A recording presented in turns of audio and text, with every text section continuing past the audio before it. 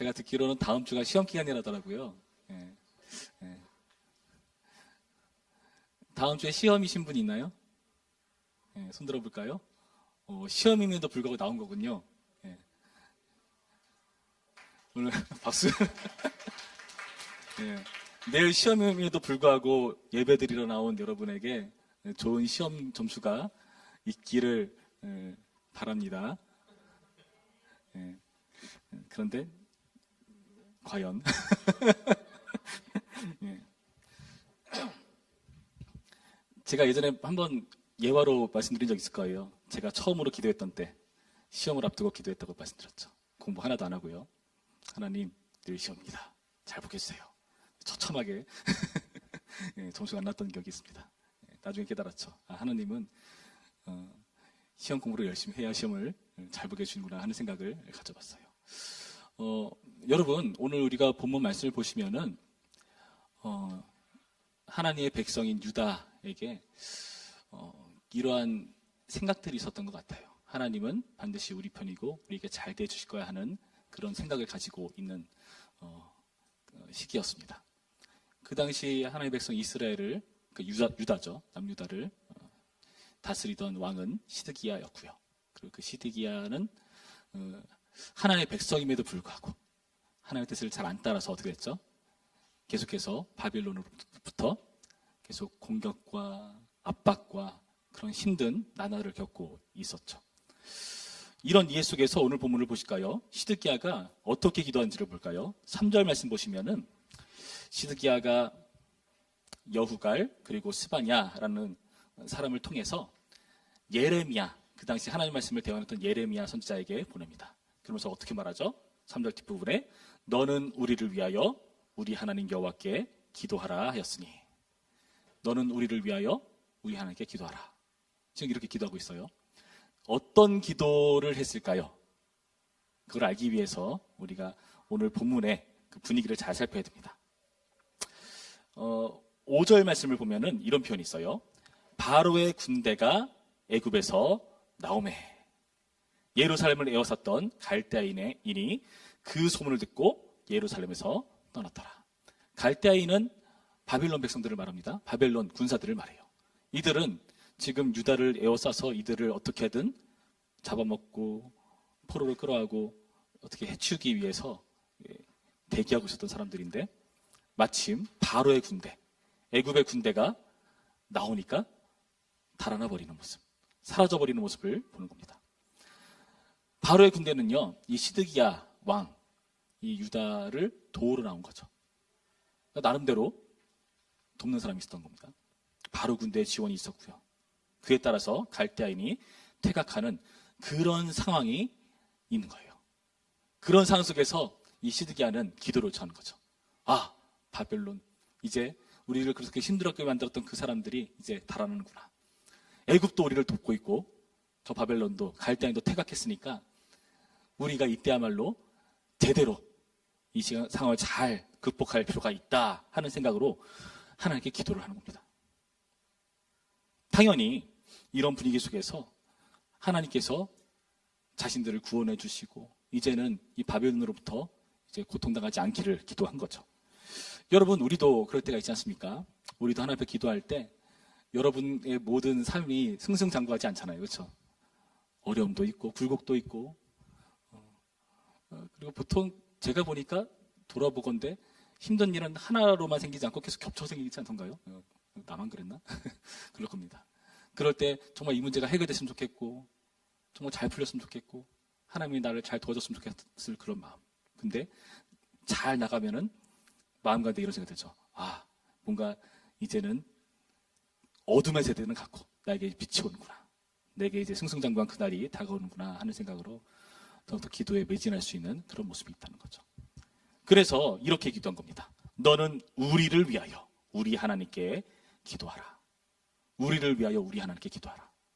여러분, 이 말의 느낌이 느껴지십니까? 하나님은 우리 하나님. 당연하죠. 우리 하나님이죠. 이스라엘 백성들이 어떤 사람들인데 하나님과 약속을 한 사람들이고, 어떤 약속이요? 하나님은 우리 하나님, 우리는 하나님의 백성, 그 관계 안에서 지금까지 유지해온 건데 그 하나님께서 우리를 그냥 놔두실 리 없다. 우리를 잘 대우해 주실 거다 하는 그런 마음이 이 기도에 담겨 있는 겁니다. 근데 여러분, 하나님께서는 이런 분위기 속에서 어떻게 응답하십니까? 7절 말씀 볼까요? 7절 말씀. 그러니까 하나님께서 예레미야를 통해서 답을 주시는 거예요. 이런 답을 주십니다. 이스라엘 하나님 여호와께서 이와 같이 말씀하시니라. 너희를 보내어 내게 구하게 한 유다의 왕에게 아뢰라. 시드기야를 되게 길게 말하죠. 마치 남 얘기하듯이 얘기하지 않나요? 너를 보내어 내게 구하게 한 유다의 왕. 너희를 도우려고 나왔던 바로의 군대는 어떻게 된다? 자기 땅 애굽으로 돌아가겠고 갈대아인이 다시 와서 이성 쳐서 빼앗아 불사르리라. 무슨 말입니까? 지금 상황이 너한테 유리하게 돌아가는 것 같지? 내가 그렇게 응답 안 해. 하나님께서 지금 이들에게 뜻밖의 말씀을 주고 계신 거예요. 바로의 군대가 너희를 돕는 것 같다고? 바로의 군대는 다시 자기네 땅으로 돌아갈 거야. 너네를 괴롭혔던 갈대아인이 이제 퇴각했다고? 아니, 다시 올 거야. 지금 그런 말씀을 주고 계신 거예요. 그러면서 어떻게 말씀하십니까? 우리 9절 말씀 한 목소리로 읽습니다. 9절 시작. 여호와께서 이와 같이 말씀하시니라. 너희는 스스로 속여 말하기를 갈대아인이 반드시 우리를 떠나리라 하지 말라. 그들이 떠나지 아니하리라. 스스로 속여서 말하는 거래요. 갈대아인이 반드시 우리를 떠나리라. 하나님의 백성이고요. 그러니까 자신의 그 정체성이 하나님의 백성이에요. 나 예수 믿는 사람인데 뭐 그런 정체성이 있는 겁니다. 그래서 하나님이 이 위기의 소리를 건져줄 거야. 나를 잘되게 해주실 거야 하는 그런 마음이 반영된 그런 내용인데 하나님이 그렇게 안 해주시겠다 이렇게 말씀하시고 계신 거예요. 제가 최근에 조금 이렇게 조금 곤란했던 상황이 있었어요. 그러니까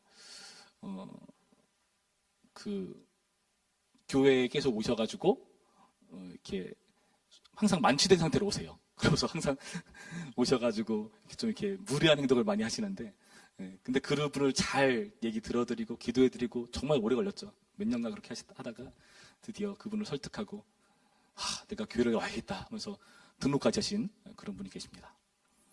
그런데 안타깝게도 이렇게 쉽게 변화가 되지 않으세요. 계속해서 술 취하면 또 오셔가지고 또 막 버럭 소리 지르시고 협박하시고 왕년에 내가 막 그런 얘기 하시면서 곤란하게 하시는 분이 계세요. 근데 그 말 속에 그 마음 깊숙한 곳에서는 하나님을 찾고자 하는 마음이 있으니까 나오는 거겠지만은 불쾌한 마음이 안 들 수는 없어요. 왜냐면은 항상 대우가 나 여기 성도야. 목사가 성도야 이래도 돼 하면서 마이크 하고 있으면 되게 마음이 불편해집니다.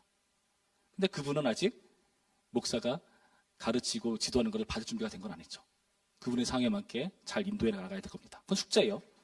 근데 제가 이 말씀을 드리면서 여러분들에게 뭘 말하고 싶은 거냐 하면은 여러분 예수님이 믿었으니까 나는 이제 천국 간의 백성이니까 하는 그러한 생각이 여러분의 인생에 있어서 여러분의 앞길을 엇나가게 만드는 쪽으로 가고 있다면은 여러분 잘못 가고 있는 거라는 거죠. 여러분 우리는요 예수 믿는 이유로 굉장히 무례해질 때가 사실 있어요. 우리는 잘 못 느낄 겁니다. 우리는 잘 못 느껴요. 왜냐하면 우리는 이 안에 있으니까.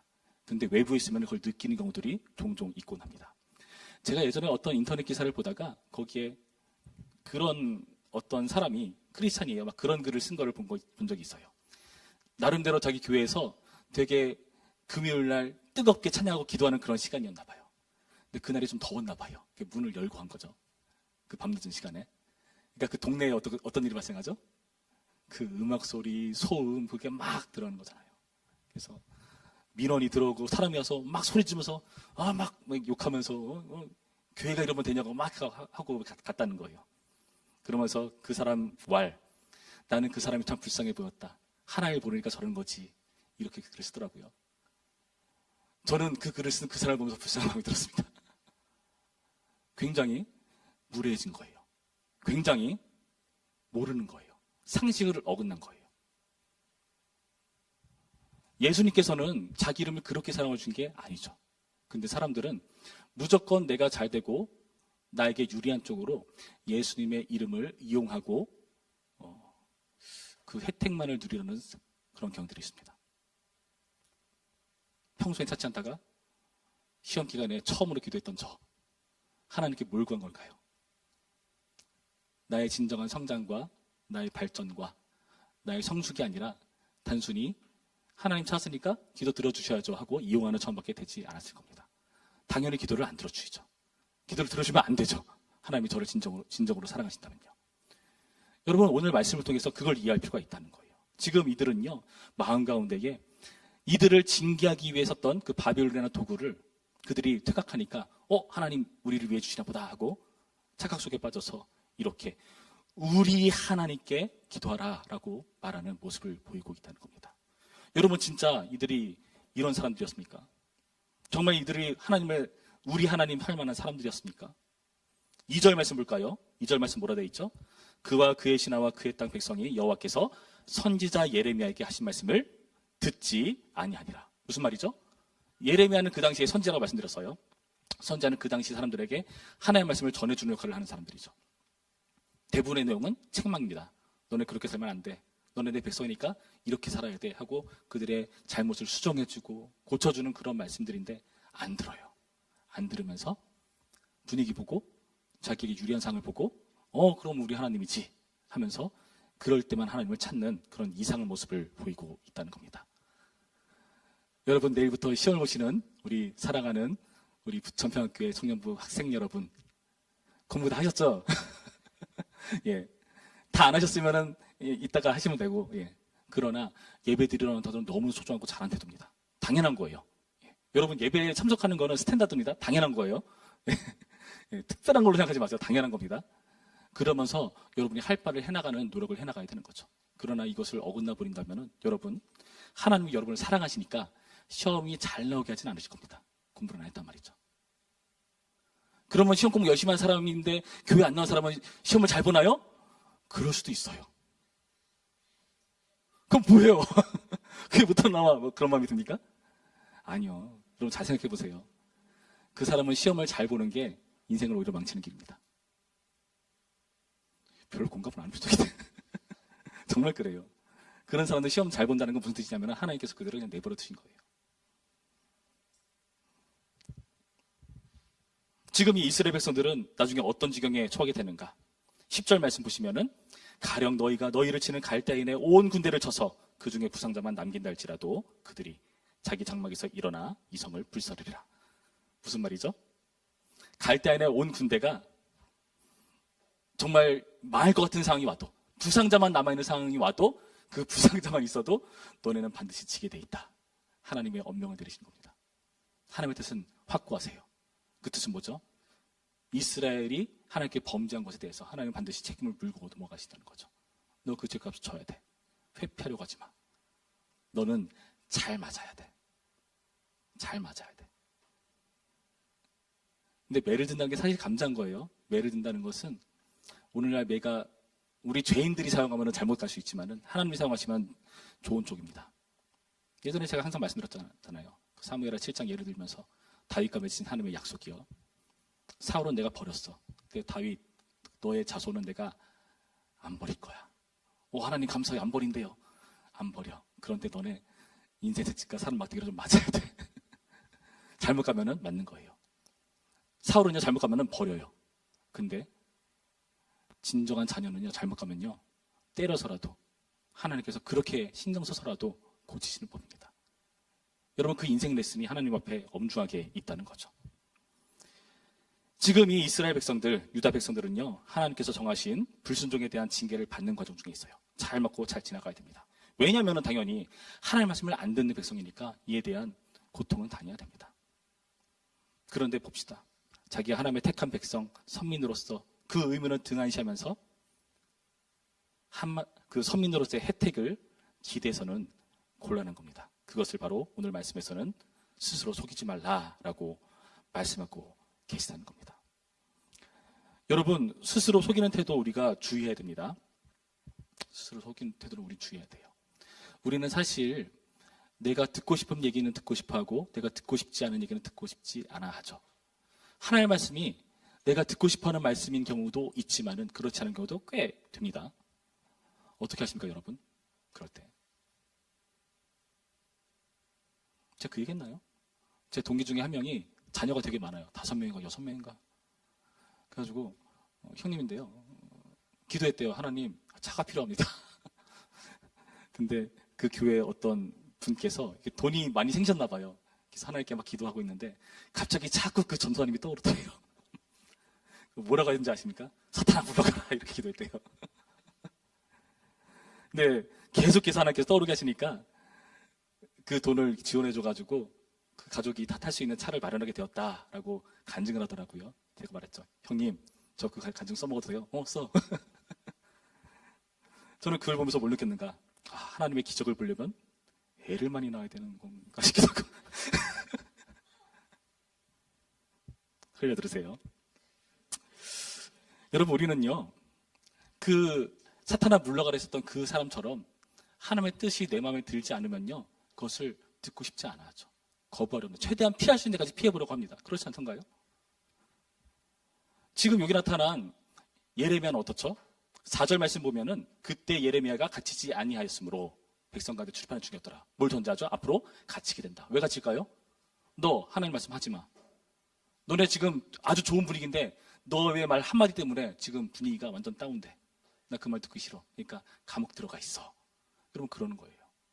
여러분이 신앙생활하는 데 있어서 나에게 잘 대우해 주시고 내가 잘나게 해주시는 하나님을 기대하면서 그렇지 않은 하나님을 맞닥뜨릴 때마다 회피하고 외면하고 이렇게 가두는 정도는 아니라 할지라도 괜히 스마트폰에 갖다 어플을 지운다던가 성경 어플, 불편해, 지우자. 막 그런 일들이 있다 할지라도 여러분 생각해 보세요. 내가 정말 하나님을 정말 사랑하는 게 맞고 그분 뜻대로 살려고 애쓰는 게 맞는가? 정말 나는 그리스도인으로 불릴 만한 사람이 맞는가? 돌아보셔야 한다는 겁니다. 하나님은 우리를 사랑하십니다. 하나님은 우리의 하나님이시고 우리는 그분의 백성입니다. 예수님께서 오셔서 우리의 모든 죄를 사해 주시고 우리를 하나님과 연결시켜 주셨습니다. 오늘 주일 설교 시간이 그였죠. 평화에 대한 내용이었죠. 화평.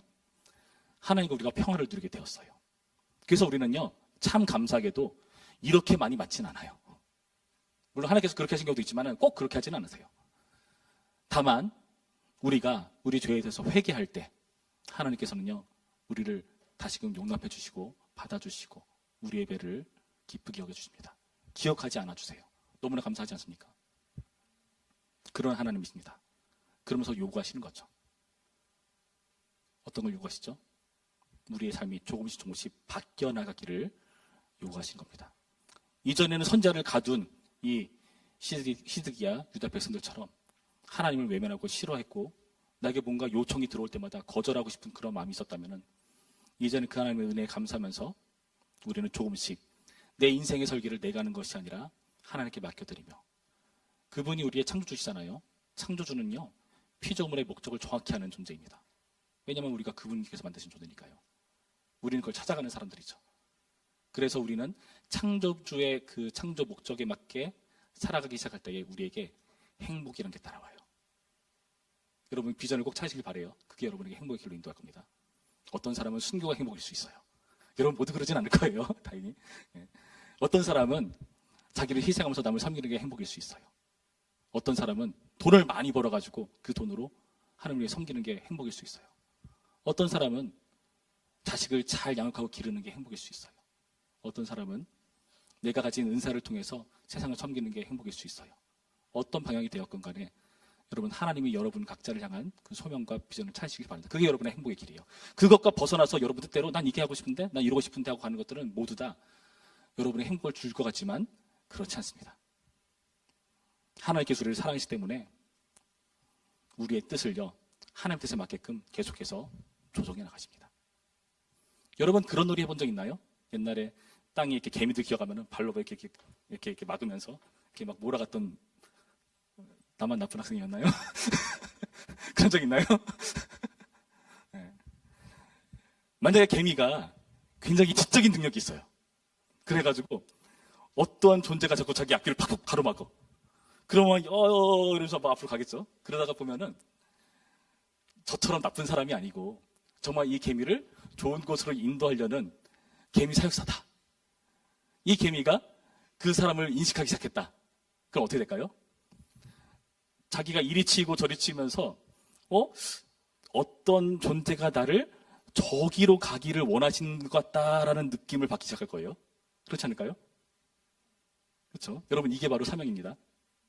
여러분, 인생 가운데 부딪히죠? 배우는 게 있는 거예요. 다 의미 없지 않습니다. 우리 예준 형제 지금 열심히 가고 있을 텐데, 전주를 향해서. 예, 의미 없지 않아요. 가서 배우는 게 있어요. 자, 그 안에서 우리는 하나님께서 나를 빚어나가시면서 나의 앞길을 이끌어 가시면서 내 뜻이 아니라 하나님의 뜻대로 점점 일치하고 나의 지성과 나의 생각과 성령께서 나와 함께 하셔도 내 안에 어떤 생각이 들게 하심으로써 어떤 결정을 하게 하심으로써 주님의 비전에 일치되면서 살기 시작할 때에 우리 가운데 행복이라는 게 따라오게 돼 있다는 거죠. 여러분, 그래서요, 여러분 뜻이 아니라 하나님의 뜻대로 되는 게 여러분에게 행복의 비결입니다. 여러분, 명심하셔야 돼요. 청년들 때 이걸 명심하셔야 돼요. 그리고 그걸 찾아나가시기 위해서 여러분 많이 부딪혀 보시기 바랍니다. 우리는요, 내 뜻을 관철시키고 싶어 합니다. 그래서 기도는 내 뜻을 무조건 열거하고 끝나는 차원으로 이해하고 넘어가죠. 여러분, 제가 예전에 기도 가르쳐 들었죠? 말하라, 기도해라, 말하라, 들어라, 버텨라. 그렇죠? 우리는 그 뒤에는 잘 안 해요. 내 거 딱 하고 가버리죠. 하나님 앞에 우리가 주님의 뜻에 맞게 고쳐나가는 노력들을 해나가야 한다는 겁니다. 예수님께서 그렇게 기도하셨죠. 겟세마네 기도에서 내 뜻대로 말고 아버지 뜻대로 되길 원한다. 아버지의 원대로 되길 원한다. 기도하시고 그 길이 결국에 스스로 영광에 이르는 길이었고, 그리고 수많은 사람들이 지극히 높여진 예수 그리스도를 찬양하는 그 길이 되었다는 걸 우리가 압니다. 그리고 본인만 좋으셨나요? 우리 모두가 구원받았잖아요. 여러분이 그 길을 찾으시기를 바랍니다. 오늘의 말씀을 통해서 하나님 뜻에 여러분의 모습을 조금씩 맞춰나가길 소원합니다. 내일 시험 보는 우리 살아가는 부천평학교의 청년 학생들이요, 내일 시험 잘 보시기를 간곡히 바랍니다. 그러나 그 일은 공부를 열심히 했을 때야 이루어질 것입니다. 그렇지 않다면 하나님께서 그렇게 안 해주세요. 왜냐하면 그게 우리가 잘 나가는 길이거든요. 생각해보세요. 공부하는데 공부 찍으면 다 맞아. 공부하겠어요? 망하는 길이에요. 하나님께서 그렇게 하십니다. 주님께서 여러분의 인생 가운데 주님의 뜻이 이루어지는 역사를 확인하고 그 기쁨의 길로 가는 우리 모두가 되기를 주님의 이름으로 축원합니다. 기도하겠습니다.